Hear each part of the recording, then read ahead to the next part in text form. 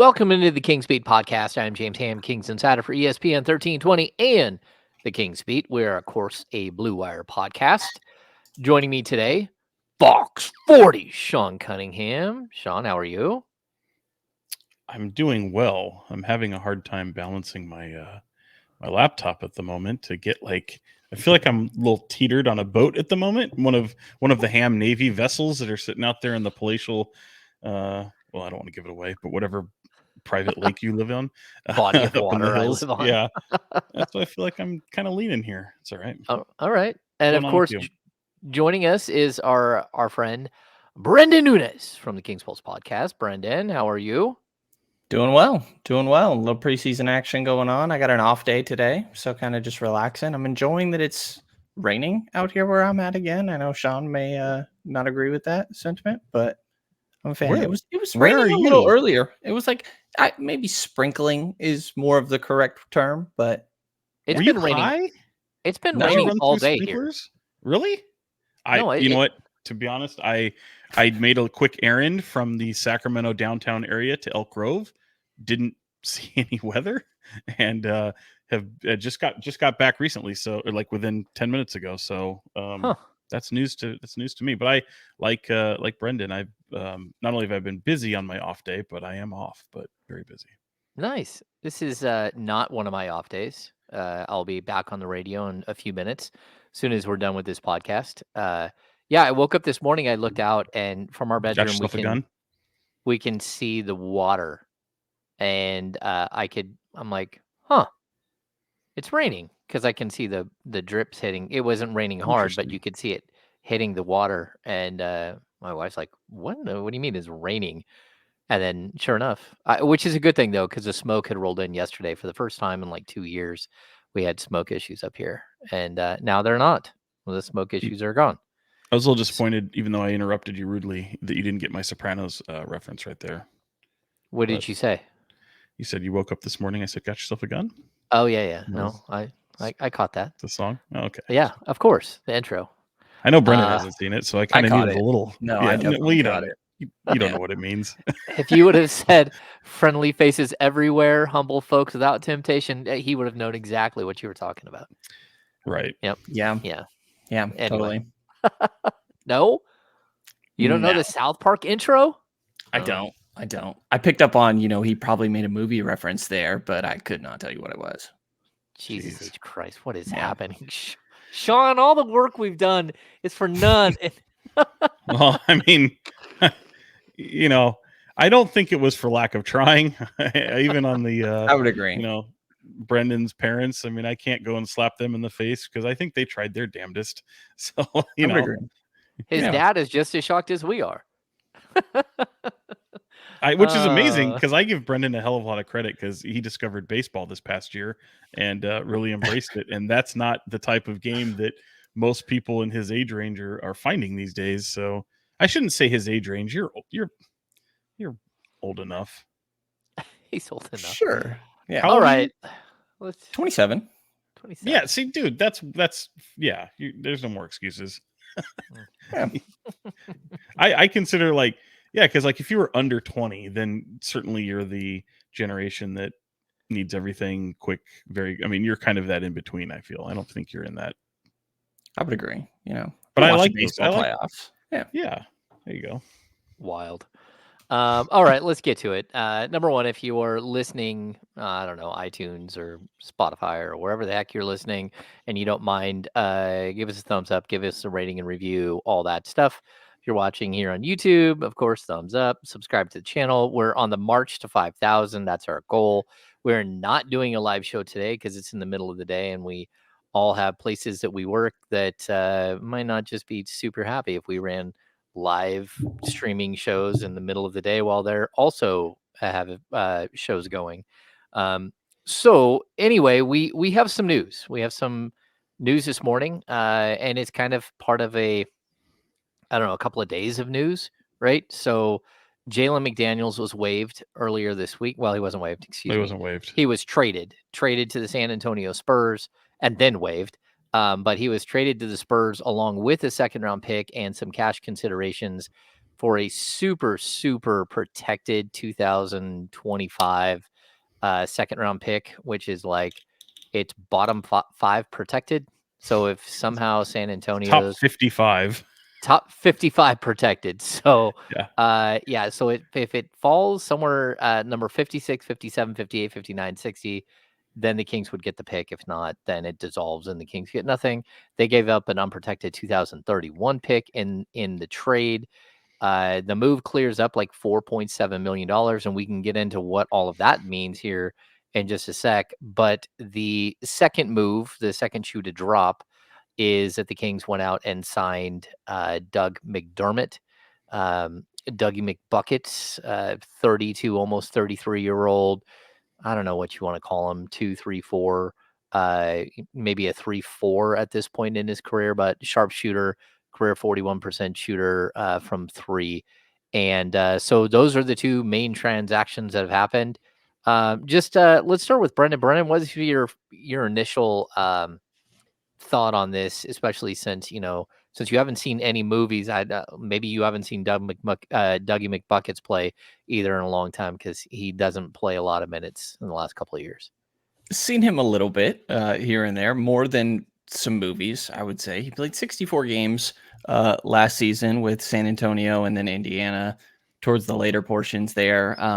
For me, I just don't think Jalen McDaniels was very good when it comes down to it. And I think that there is a need for forward spacing and shooting on a Kings team. You outlined it with McDermott like later in his career, but 41% career or 41% career 3-point shooter and has a familiarity with Domas, specifically in those DHOs. Think back to Kevin Huerter saying that when he first signed with the Kings, he spoke to Doug McDermott. They share agents and talked about playing off of Domas. So, it's low risk in my mind. And I think that he has a larger likelihood of actually playing for this team than Jalen McDaniels did. And the Kings are shooting 25% on just under 140 attempts in preseason games so far from 3. It's not great. Yeah, Sean, what was your initial thoughts? Because this is a guy that we've known forever. He's been around the league forever, but even in the college game, he was a big name because he was a bona fide shooter at the NCAA level. He put Creighton on the map. I mean, nobody knew Creighton before Dougie McBuckets. Or after, but that's okay.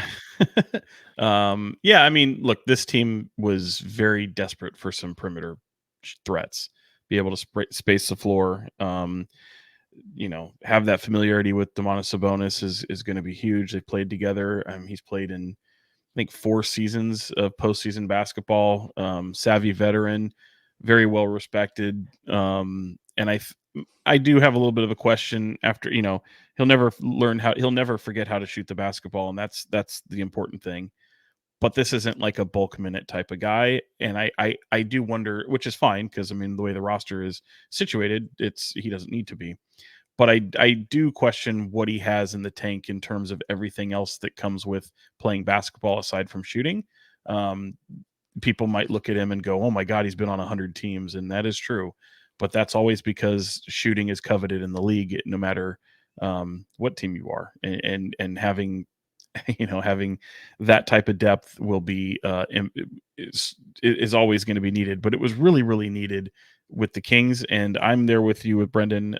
Jalen McDaniels, for anyone who thought, oh, maybe he can have a rebound season. Maybe he can go back to what he was in Charlotte and some of the flashes that he's shown there. Don't think there was a high confidence that he was going to shake whatever type of player, type of funk he was in, type of whatever. I think it just kind of is what it is at this point for him. And I think it was recognized very, very quickly. And I think they really kind of they had this type of move in the works for a while. And I think knowing a little background in terms of just, initial contact and seeing at what point contact was made. And I think Doug McDermott was weighing some options that may and may not have been out there.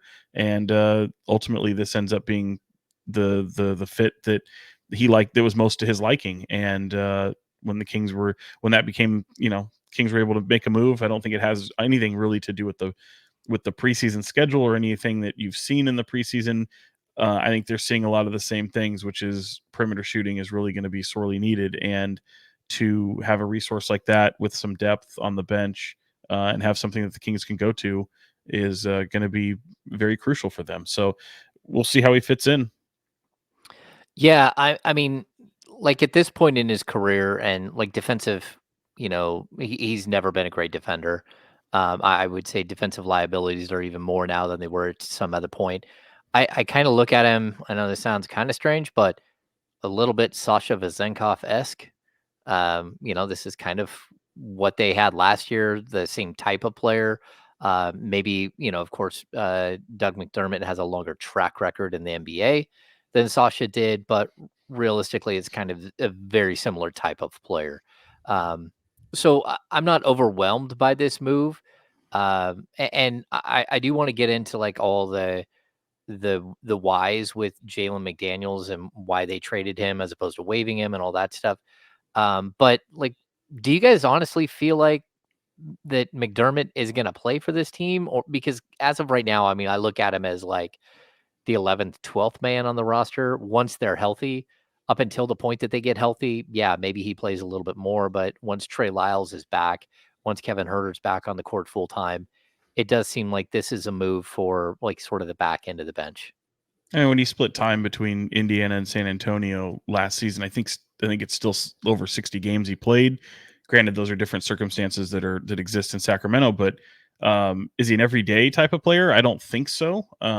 But certainly, when you need shooting, you've got someone to go to. So I don't think it matters whether he's, playing 60 odd plus games or 45 plus games. As long as he's healthy, I mean, he hasn't shown to be the most durable at times, but keeping him in a position where he can come in and contribute when needed is all that matters. Yeah, I mean, so far, obviously a lot of injuries going on right now, and I think that when Trey Lyles comes back, it really lessens the potential role for McDermott. But right now, it's been DeMar DeRozan and Keegan Murray playing the four pretty much the entire game, and then they'll run Isaac Jones out there as well. And I think like McDermott filling in that sort of spot makes sense. Obviously, preseason rotations right now, but just a lot of injuries, and I think that there's moments where you could play him in that stretch towards the end of the third, start of the fourth, where you just need somebody to get 5 minutes of rest. So I think more fringe of rotation and actually solidified going into the night if there were injuries going on. Do you guys feel like this move maybe I don't think it like it kicks off another move because I don't think there's another move to be made now. But I do think that there's a possibility of like trying some other things. So as opposed to Keon Ellis as a starter, maybe you thought, okay, Keon Ellis off the bench, but we need a stronger shooter to go with that second unit. So let's bring in McDermott when we move Herter to the starting lineup. Or is there some other way in which you think that this could have like a ripple effect on this roster? Or do you think it is just what it is? It's a guy that's going to come out and play 8 to 10 minutes on, maybe 30, 40, 50 games this season when you need help and you need somebody who knows what they're doing and can hit a three. For me, I think you hit it right there. Like, I don't think this has ripple effects. I don't think it. I think you kind of got you addressed an area of need. It's still not what your core is. It's not what your main rotational pieces are, and I don't think Jalen McDaniels fit into that even from the get-go. I think there was some intrigue and see if he could, can he address some things, which clearly didn't really, have much belief there. But to your point about, having Jalen McDaniels' number on the books to be able to trade, well, I mean, if you look at the history of Doug McDermott, and granted he's 32 now, and I just kind of laid out how shooting is always at a premium. This is a guy who's always attached to trades. So if they get to a point where, granted, it may not be the 4 million, we'll see what the numbers shake out to be, but certainly I don't think that they would hesitate moving him in the event that something was out there and they needed filler. So I don't think you lose that necessarily when you add somebody like McDermott, and that kind of goes to show you in the way. I mean, Jalen McDaniels being waived from San Antonio, what's on the horizon for him remains to be seen, but Doug McDermott is heading into an 11th NBA season. Yeah. Let's dive into the McDaniels situation a little bit. Just so people know, I got this question on Twitter a couple of times. Why didn't the Kings just waive him? And the answer is pretty simple. He made Very he makes 4.7 million this year. If you waived him, you still have to pay his money. And number one, and number two, his money still counts against the cap. And so that's the big thing. The Kings coming into that transaction were about $1 million under the luxury tax. So the luxury tax is at 170.8 million. So they were at like right around 169.8 million by waiving Jalen McDaniels. I mean, by trading Jalen McDaniels as opposed to waiving him. San Antonio is now responsible for his salary. They bought him out, but the Kings gave him a couple of $1 million. So they paid a couple of $1 million to get that second round pick. Basically, is what San Antonio did. And now, if I'm not mistaken, San Antonio doesn't just own the Kings' second round pick in 2031. They also own a pick swap with the Kings for their first round pick in 2031. Just something to note. They got that in the Harrison Barnes trade. But so what this does is it dropped the Kings basically to roughly $5.8 million under the luxury tax. And this can have a couple of different things that it does, but realistically, if the Kings are going to use part of that money for Doug McDermott, it looks like it's just a way to stay under the luxury tax as of today. There could be a moment later where they do make a trade, but I'm going to guess that Doug McDermott is on a league minimum contract. His years of service puts his salary around $3.3 million. But because he's a league minimum salary, the Kings will only 2.1 million of his money will count against the cap. So that now means that the Kings are like still roughly 3.7 million under the luxury tax. And that's a big deal because if you're below the tax, you're a non-tax paying team and you get part of the tax revenue sharing. If you go $1 above the tax, you are no longer you are a tax-paying team, and you're no longer eligible for any of the money that gets paid out. Last season, I think it was 12 million. It was between 12 and 13 million is what the luxury money, the luxury tax money that the Kings received as they're part of a non-tax-paying team. So you have to look at it in that way, that if they went above the cap, even if it's by $1 million, not only are you have to match that million in luxury tax, but on top of that, you lose that check for 12 or 13 million bucks. So it becomes like a 13, $14 million decision as opposed to just a $1 million decision. By backing up 4.7 million and giving yourself almost $6 million in room there, you now have a lot of room to play with. If you decide to keep a Boogie Ellis, if you decide to keep one of these other guys at the back end of the roster, then you can. So that I just want to make sure that people understand there's like a weird dynamic here. And of course, the Kings are hard capped at 178.1 million, which is the first apron. They can't go above that for any reason. So this actually also plays into that question because the Kings still have a mid-level exception, which is up to 13 million bucks. They can now use a good percentage of that, roughly $11 million of that still, and stay under the first apron because of this trade. And so if there becomes a trade that is available where they can go out and get it like an $11 million player or less, and he fits into the mid-level exception rules, they can actually trade for that player still and absorb his contract without sending anything out. So does all of that make sense? Did I bore you, Yep. Brenden? No, I think Oh, I'm keeping up. He I definitely think I'm bored keeping us. up. No, well, depends. Your I eyes, think I'm keeping your eyes up. go crossed. But my one question would be, does this deal that they made for Jalen McDaniels, or to move on from Jalen McDaniels, open up that spot? Does it change your assessment of the previous deal to bring in McDaniels that sent out Davion Mitchell and Sasha Vezenkov, who then waived his buyout, I believe, if I have that correct? Yeah. In Toronto? Yeah. Okay. So it's a little complicated, right? It's like I think the best way the way the deal works out is that you went out and let's say you bought a car and you think you got a good deal, right? But then you find out like, a week later that the rear end needs replacing, and so you're Oh now my out a bunch more God. money. Jalen So McDaniels is a car that's rear end needed replacing in this analogy. no, No? actually, it's Sasha Vezenkov. Sasha? So what the Kings did in this deal is if they knew that Sasha Vezenkov was going to just go back to Europe and not play anymore, and I think it's possible he made that decision because he went to Toronto and they said, "Hey, you're not going to play," and he said, "Okay, I'm going back to Europe," right? Um, if the Kings would have had that same feeling, they would have kept him and just had him like go back to Europe and not pay his salary, right?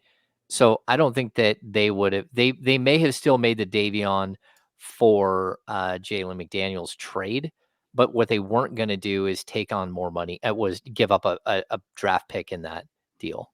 So the Kings gave up a second round pick. So it does change what you think of that deal, but it only changes it because Sasha decided to go back to Europe, which is back to the Carl analogy. Like you didn't know that something was going to happen. And so you can't like instantly go, "Oh, okay, I didn't get a good deal anymore. Something broke," like whatever. So I think it's kind of sorry. The pug has decided to enter my room where I podcast, which is interesting because he knocked down a door to get in here. So It sounded like it. Thought the Yeah. Kool-Aid man burst through your wall or something. Well, he used to look like the Kool-Aid man, but he hasn't been feeling good lately, so he's a little skinny. Anyway, I think it's Brenden, it does change, but I also you can't ding Monty McNair or Wes Wilcox for something that happened after the fact that we didn't know was going to happen. And so they took a flyer on Jalen McDaniels and saved like $6.8 million in doing so. And then he didn't work out, or maybe it's 7.8 because I think Jalen made like $1 million less than Davion. Well, and the other thing is too, and I look at it a little differently, is like you can't keep everyone, and in order to make yourself better, you think of re-signing Malik Monk, you think of uh, landing a sign and trade for DeMar DeRozan. It costs something to be able to do something, and especially as you try to line this all up for your future. And obviously, you've got a big deal to De'Aaron Fox that's likely going to be due at some point. That's coming up at some point. Possible supermax for him, and then you have something in like Keegan Murray who you have to kind of budget for as well. So it gets very, very tricky. And you had just signed Domantas Sabonis ahead of that, and you're trying to find all this quality depth to put around them. And the way I look at it is, I mean, especially with the new collective bargaining agreement, you're going to see a lot of moves that are just financially backed and driven, and where the motivations just come down to money and flexibility. Being able to, as James hit on it just a minute ago, being able to trade your mid-level exception is like this whole new I know James loves using the word mechanism, but it's a whole new mechanism within this tool in the toolbox for general managers, and it makes things a lot easier, to try to. There are many, many challenges as these guys try to build their rosters, and having something like that is invaluable. So I think you just kind of have to take a lot of these for what they are. A lot of them are budget and financial based, and they lead to something down the line in order to do stuff like that. So that was, I think, one of them. Yeah, and I would add to what Sean's saying.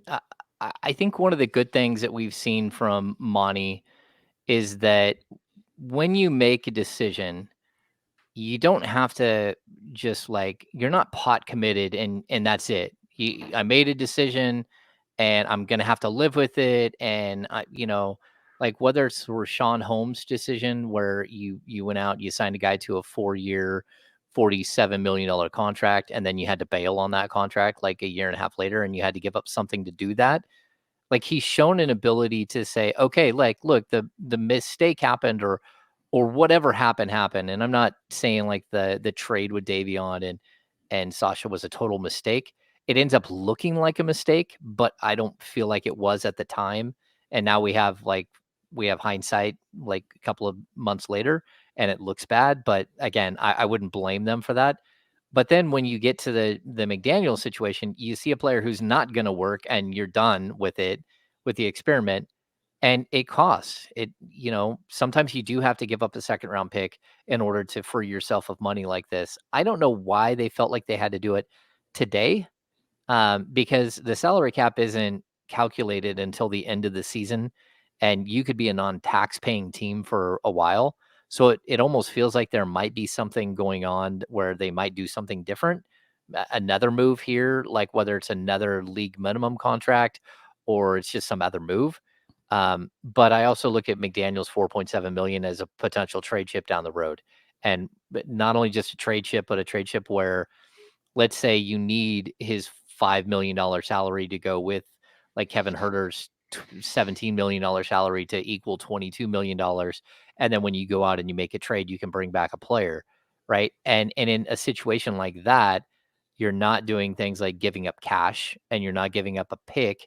You might be giving up a pick because you're getting a better player, but now you have one less asset to do that in the second round pick. So I think it's a little complicated, but at the same time, I understand there are only so many teams with money, and the Spurs were one of those teams. And at some point during the season, the Spurs were going to use that to go get assets like they just did with the second round pick. So you might as well take care of it now before they don't have any money and you can't make a move like that down the road. That makes sense?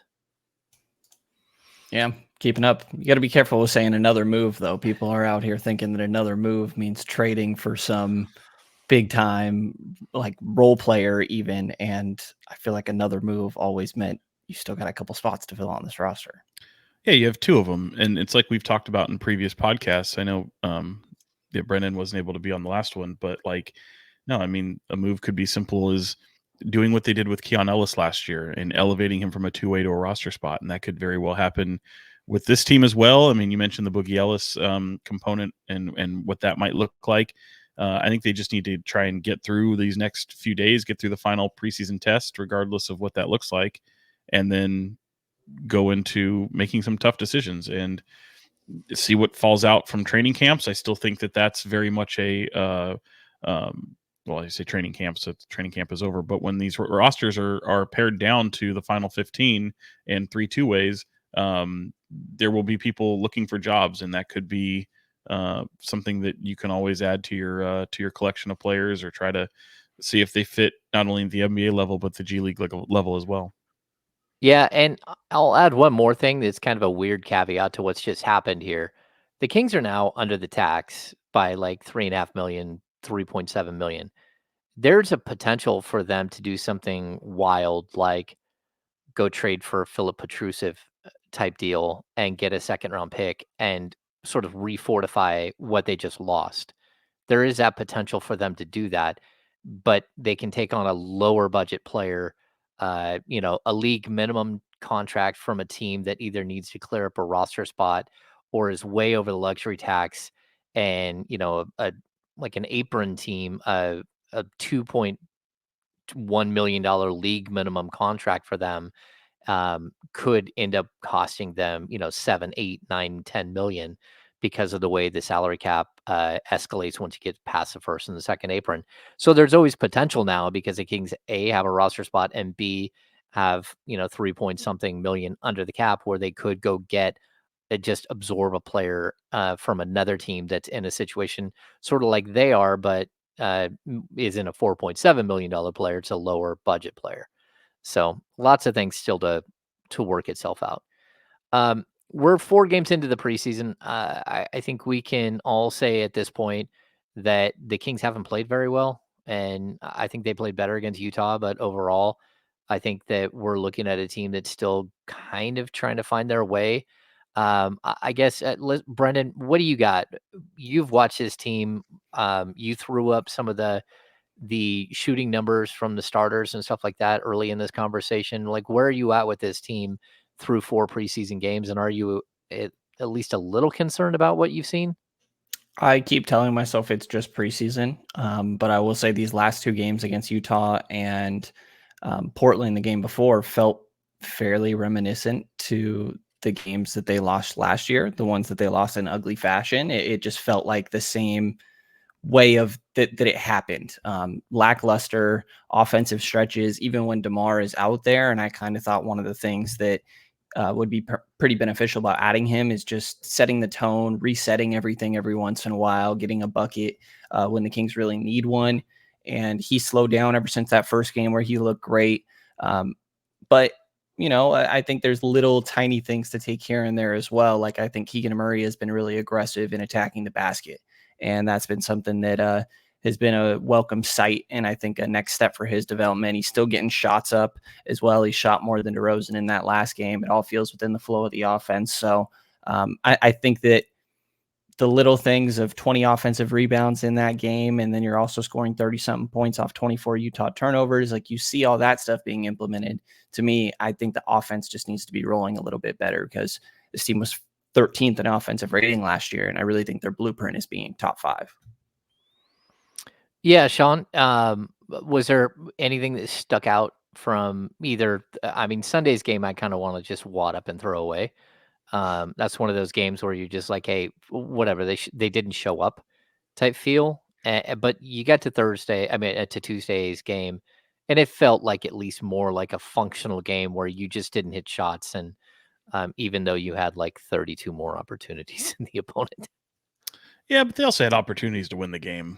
Yeah. Like, I didn't. It wasn't like I never felt they were out of the game. I felt like they were kind of sleepwalking through a good portion of it, and the game was still right there to be had with the main players playing the entire game. I would say for the Portland game, I think the only thing that was a little bit eyebrow raising was the fact that you've got the likes of Domantas Sabonis, and then a double down by Malik Monk the next day, talking about tired legs and being tired. And obviously Malik was away with a personal matter heading before that Sunday game, so he had missed the preseason test in San Francisco. And these guys have been practicing a lot, but I think Mike Brown, ever the guy who won't blame practice and he'll take advantage of any practice time he has, he was leaning more towards the maybe mental fatigue, so much coming at them. But these are two of the guys that were been here for the past 3 years, so I don't know about mental fatigue coming from the likes of Domas and Malik, but they certainly showed it. They looked like they had no interest in playing that basketball game on Sunday against the Trailblazers for the most part. I think there was a couple flashes, and I think I felt bad every time James has asked me the question of if anything Isaiah Crawford has done is stood out to me, and I say no. But having him play with those normal rotational players in that game was something to kind of hone in on a little bit. Jordan McLaughlin was obviously a huge bright spot in that game, seeing him make his debut. But I mean, it's what Brenden said. It is preseason basketball. I mean, even Malik is making jokes about you don't want to show everything in preseason. He struggled last night in Utah with his shot. I don't think his shot has quite found its way. Before he in that game against Portland, before he threw down a dunk that he really got up for, that the dunk that ended up not counting, I was kind of wondering about if he had the lift that he once did, after sustaining the knee injury that he had last year or last season, and wondering if he's got that confidence back in there yet. And then having an opportunity to ask him about it, but obviously seeing that him get up high and throw that down kind of erased that from my mind. But he's still got that confidence in himself and still has that ability to leap. He doesn't feel that that's still on the way or coming. I mean, he's obviously hasn't been playing contact up until recently when training camp began. So these are just things just to really get your feet wet, kind of see what you have. And I think the good outweigh the bad with the Kings here in this preseason. I don't give a damn if they're 0-4 or 0-5. To me, that doesn't matter. I know some coaches might bristle at that, and some of the players and their competitive nature might as well, but it ultimately doesn't matter to me. In fact, I would kind of hope that they go into Thursday's game in LA against the Clippers and just, hey, DeMar, you've done enough. No need to play in this one. Maybe, kind of put him on some ice.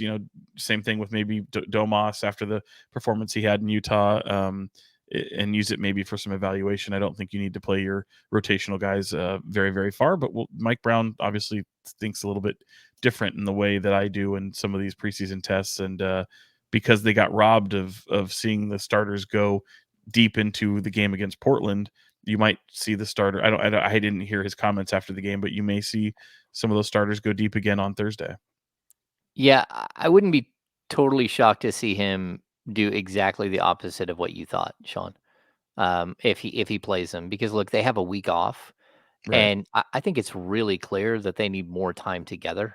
I think that's something that's like realistically, the second game against the Warriors and the Portland game, the only way they scored was in transition. They had like 32 points in transition against the Blazers and 30 against the Warriors. Their assist numbers are totally skewed by cherry picking transition buckets as well. Right. I mean, they're getting like 14, 15 assists off transition buckets. And that's, I don't think it's an honest depiction of what their offense looked like. I did the numbers and it was like, I think there were 15 of 18 or 15. I think it was 15 of 19 on fast break buckets on Sunday.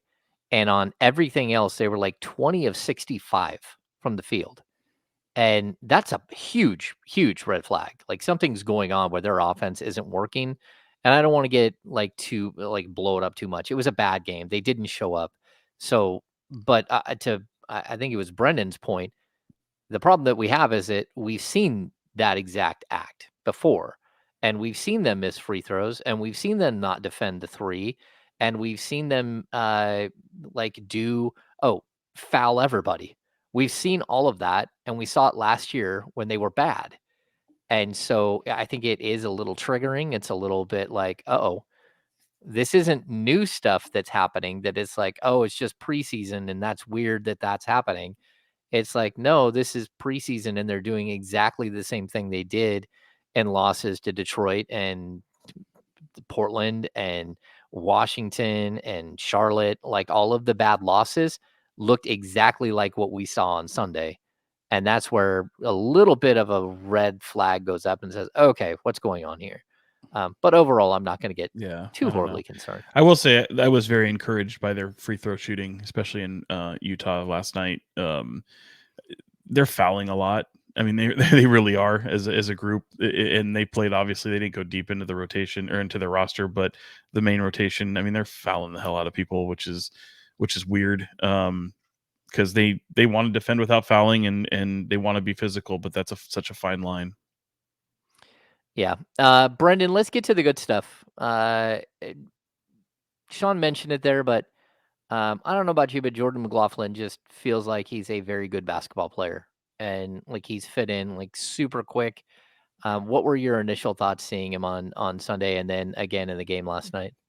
Yeah, I agree with what you said. Only been 2 games, and I think that it stands out how much he's able to play in that high pace offense. He had a really good one of those, I guess, cherry picking assists that you're kind of talking about, but outlet passing, definitely a skill that seems to be in his arsenal, and just kind of a pest defensively. He had 4 steals in that game against Utah. I think just making some of the right rotations off ball, annoying bigs in the best way that you can at his size. And then just, being the assisted turnover guy that he kind of is on the offensive end, being a lot of 3-guard lineups, I guess you could call it, where he's playing off the ball a lot. Sometimes he's initiating a bit, but with how switchable 1 to 4 Sacramento's offense is, I think we've seen him sort of plug and play into the 1 to 2 spot fairly seamlessly, So I think so far early seems like he makes a lot of sense in this offense in that backup point guard spot of 12, 15 minutes a night. Yeah. I said something to Sean that like he wanted to slap me during the game on Sunday. Still do. Yeah, you still do. I thought and again, don't take this the wrong way because I actually have a lot of respect for this player. I just think miscast in Sacramento and I think he's been a really solid player forever. I thought Jordan McLaughlin reminded me a lot of Corey Joseph, and he's faster than Corey Joseph, and he's not way faster. Yeah, Way faster. he is. He's not as methodical, but He's not the as big. basketball IQ and everything is super high level. And what they do on the court, their personalities off the court, they just remind me of a similar style of player. And look, I just think Corey Joseph was, you can't have the fastest point guard in the league and then bring in the slowest point guard in the league to back him up. But the feel of when Jordan McLaughlin gets a ball and he starts running at the rim, you're like, oh, okay, well, that's a layup. Like there just isn't a mistake that's happening, and I felt that a lot with Corey Joseph in his time in Sacramento too. Even if it wasn't like the best, just until he because shot the ball. what's that? Until he shot the ball. Yeah, I don't know. I mean, was Corey horrible shooting the ball? Not a good shooter. Back to the Yeah, basket type of game. Didn't push the tempo. Like I mean, yes. Is he a heady player? Is he smart? Does he kind of get into the right action? I mean, Corey Joseph was a phenomenal defender. But yeah, I think I get what you're saying. I just their games don't remind me of each other at all. But I will say, like, Jordan McLaughlin's impacting the game. And these are two preseason games, and the thing I was worried about, especially when you're coming off an ankle, I thought Portland did the right thing. They were trying to pick him up full court. Like I thought that was brilliant, and I felt like he held his own very well. Ankle didn't look to be a problem. They didn't look like there was no minutes restriction or anything like that. I mean, he looked fluid as ever. So fortunately, he doesn't appear to have any kind of lingering after effect, because I feel like he took to this team and this roster and the style of play like a fish to water. definitely. Yeah, I think he looks like a really, really nice pickup, and one of those players that you're almost like, man, I wish they would have signed him for 2 years. Well, and you forget. I mean, you also forget he doesn't. At no point do you go, boy, he's tiny. You know what I mean? For a guy who's like only what 5'11", 5'10", maybe. He says he's 5'11", probably. 5'11". Yeah, Yeah. with shoes on and stilts maybe, but like it's like, yeah, I mean, the guy, I know he's listed as 6 foot, he's not. But at no point he just, the way he plays, you never go, oh my God, this guy's size is a problem. He just, he fits in. I think it's a really good point. Like, honestly, the fact that he's only 5'11", then he had 4 steals, but how many deflections? And Yeah. that's something he's known for, and it just speaks to his instincts, uh, which is good. Brenden, let's get back to you. Is there anything else that you liked about what we've seen, whether it was Thursday, whether it was Tuesday, well, or one of the other games, but there are some positives here that I think I could take away. Where are you at with that? Yeah, I think my big thing would be what I mentioned earlier, like Keegan just still being aggressive. He's one of the big focal points of internal growth when it comes to potential ceiling of this team. And he's getting shots up. Like I mentioned, 19 shots in that game against Utah. That's second highest on the team. And so 11 threes in there. There was I want to say it's the first game against Golden State. He was getting at the free throw line a lot, which is definitely a new wrinkle to his game. That's something that he never really had that much in years prior. Like, in fact, it was pretty rare for him to get there at all. So I think still seeing that internal growth, and I'm keeping my eye on Isaac Jones. I don't think that I have any impressions that he's going to be an impact guy this year or anything, but there's like a weak side block in one of those games that really stands out as something that he can do and that he could bring to this team. But obviously still a very raw offensive player that the feel for the game is still going to need to come around, but somebody I'm kind of keeping tabs on, and I would expect to be a little bit of a G League development, but interesting what I've seen so far, I feel like. Yeah, I definitely dig his. He has a nice back to the basket game, and he's long, he's athletic. I will say this: I'm hoping that he can develop more of a pop, like working with the training staff, because I think he's a guy that if in the right situation, you might be able to pair with Malik Monk as sort of that lob threat, but nothing outside of the fact that he has super long arms and he's 6'8" tell me that he is the type of leaper that you need to be sort of the alley oop guy. He needs to work on some of that stuff, and but outside of that, I think he's shown that, like, if you need to play him, you might be able to get away with 5 minutes here and there if you had to early in his career, but maybe what you're saying, maybe later on down the road, maybe midway through the season, if you need to make a trade or something, and you need somebody who's adding some presence, some defensive presence. Sean, was there anything else about sort of the rotation guys and what we've seen so far that stand out in a positive way? And a positive, I just, I feel like I like what they're doing offensively. I know there's a lot of missed shots right now. But that kind of bodes well, I feel, for the season. Get it out of your system.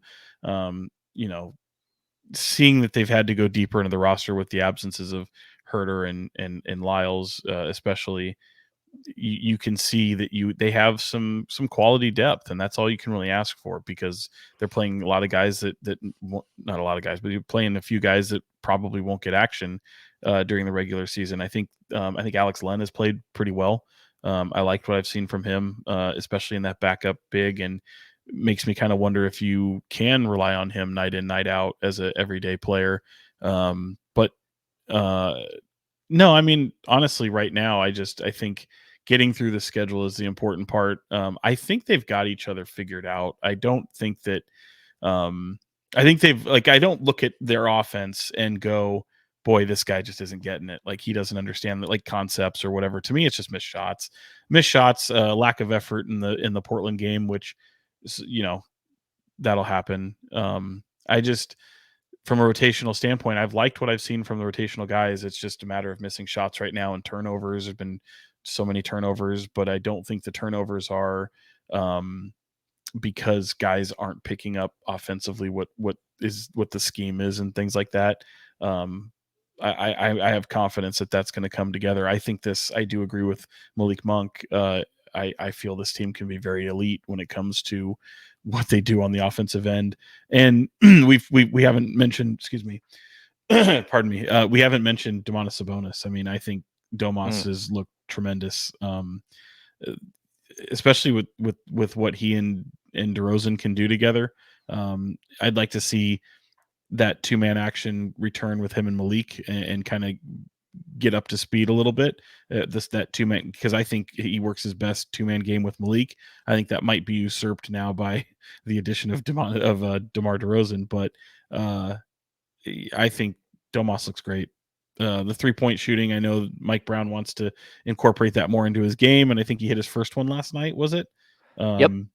But beyond that, I mean, the way he's moving, the way he has flow to him, I like to see him score the ball, as you all know. So I just think everything is popping right now on the offensive end. Yeah. Okay, let's get to well, I want to add something right there. There's something that he's doing that I think it stands out, and that is that there's no hesitation. And to me, there's no hesitation on the 3-point shot. There's no hesitation on the jump shot.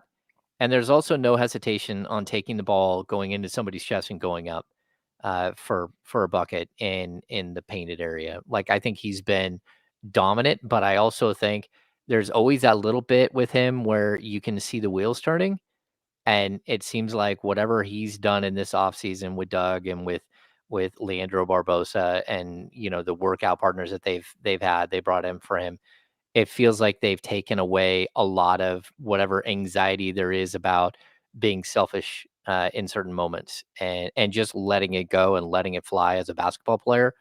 And I think that that's going to be huge for him. And I think, Sean, you keep asking for him to score more.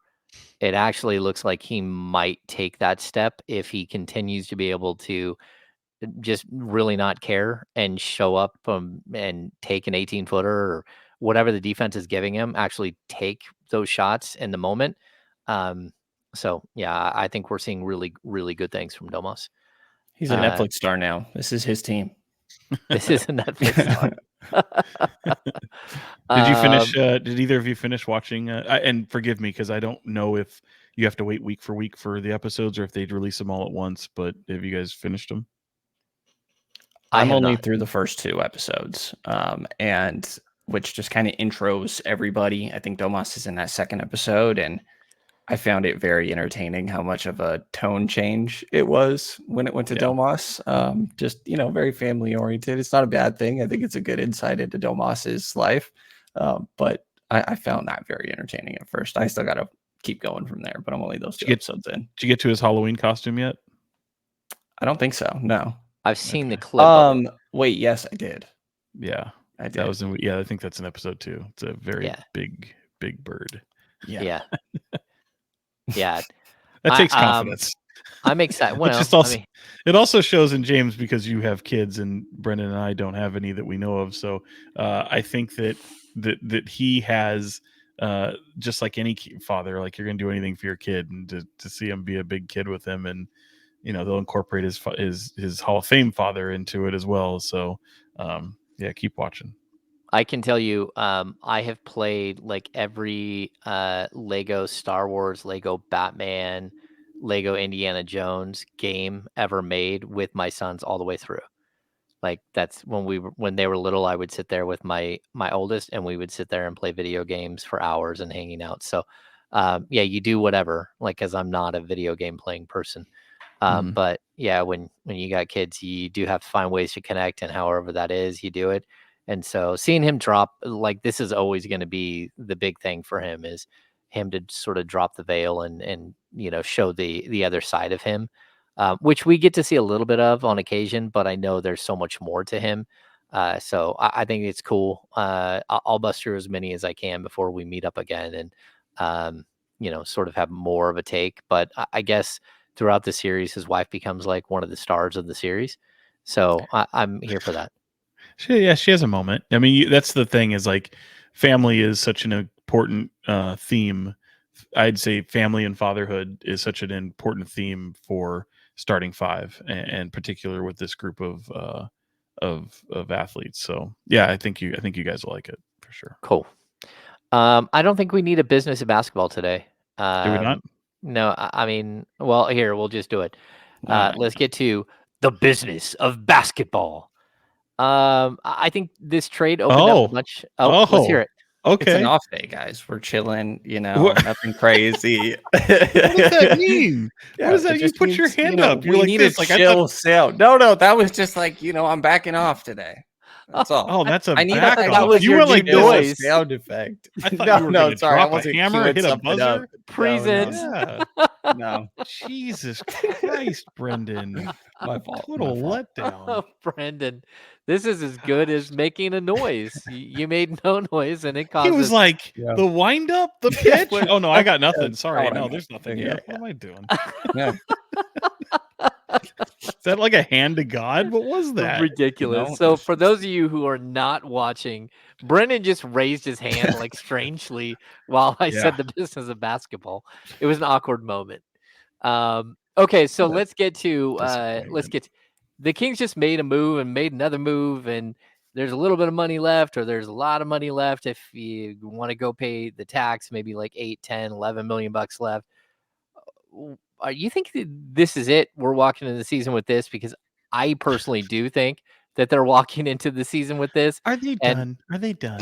For all these people out there, yeah, are they done?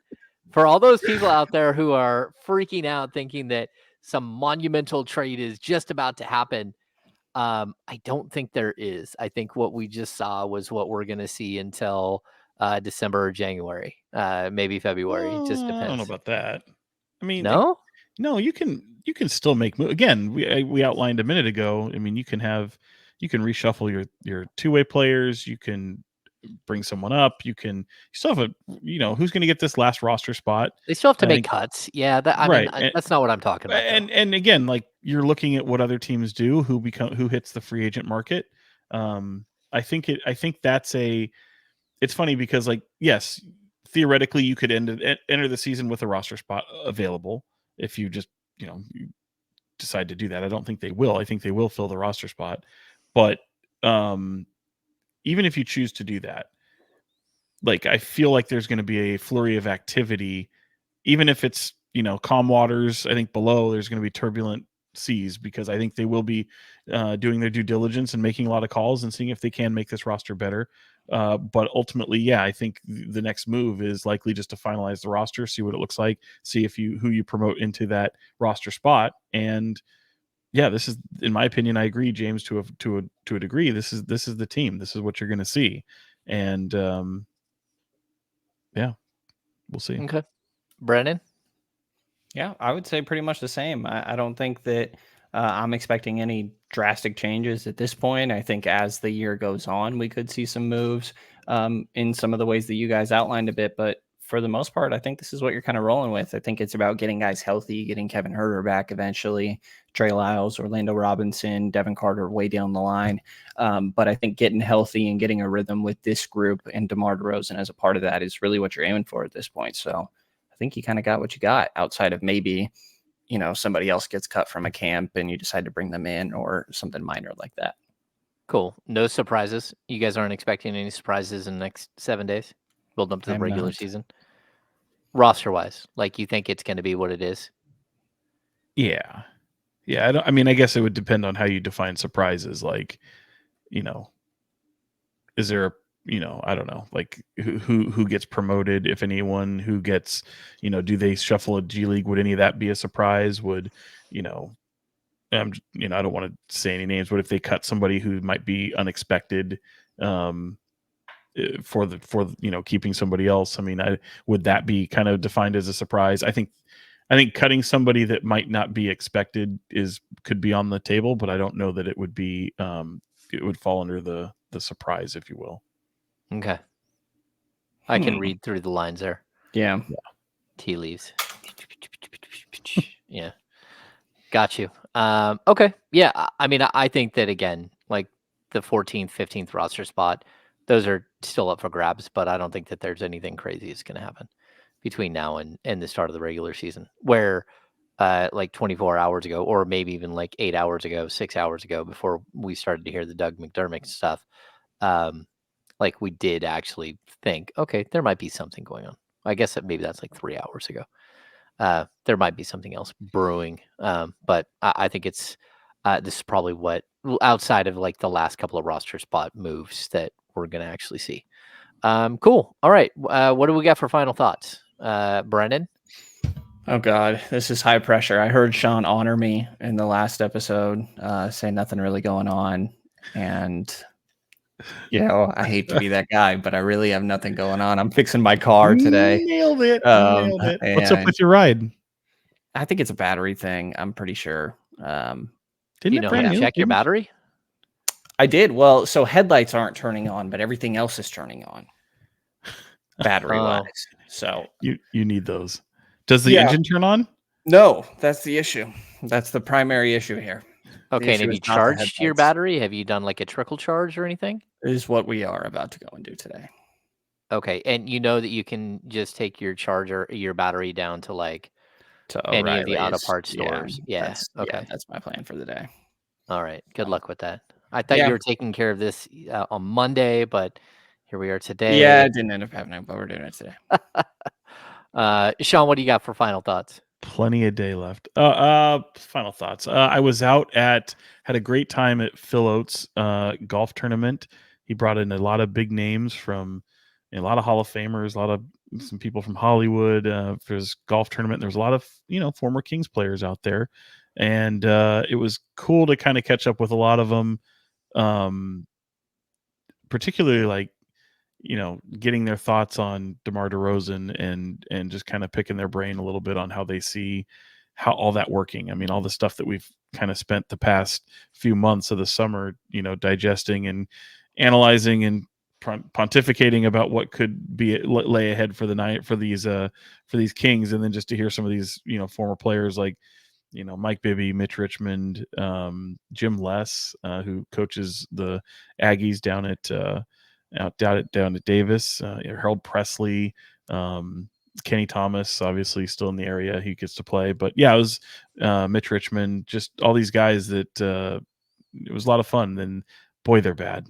And it was, I think, my favorite. They're bad at golf. Matt Barnes might have kind of quietly becoming maybe the best golfer of the former Kings that were there that day. There was no Bobby Jackson. He's got a job to do in Philly, and I didn't see Brad Miller running around out there, but Mitch is getting back into the game. Mike Bibby, who when he was right fresh off the Western Conference Finals, was up in Tahoe with Chris Webber, and Bibby ended up having to withdraw from the tournament. He basically was told to go home, not because of how bad he was, but he also missed his tee time. So that's a bad thing for that type of tournament. But he was explaining to me one of the reasons why that he'd only golfed 2 times prior to that, and now he's golfing like 4 or 5 times a week. So very active in golf. He's got a lot better. He wants to go play up at that tournament again to kind of redeem his good name.